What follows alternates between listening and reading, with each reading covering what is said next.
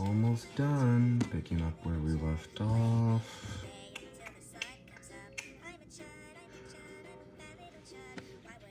Become a great sea power as well as land power, shatter the position of England, and enter, as in these circumstances, it certainly would, on an overseas expansion hostile to ourselves and supported by the immense resources of the interior of Europe and Asia.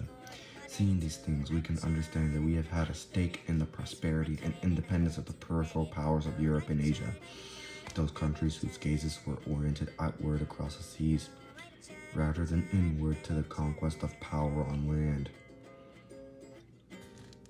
But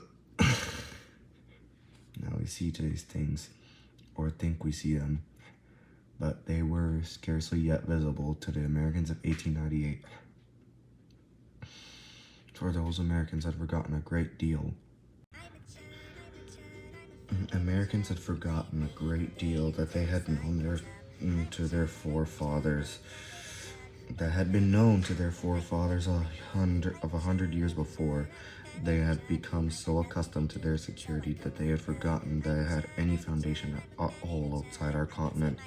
They mistook our sheltered position behind the British fleet and British continental diplomacy for the results of superior American wisdom and virtue in refraining from interfering in the sordid differences of the old world, and they were oblivious to the first portents of the changes that were destined to shatter that pattern of security.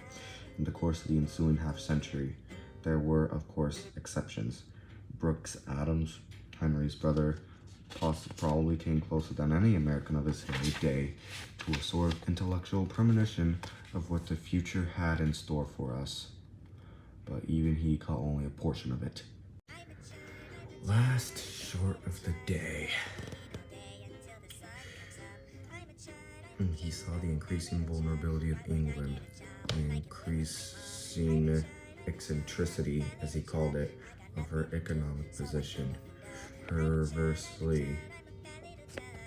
growing economic dependence on the United States, and conversely, the growing strategic dependence of the United States on England. He sensed the ultimate importance of the distinction between sea power and land power.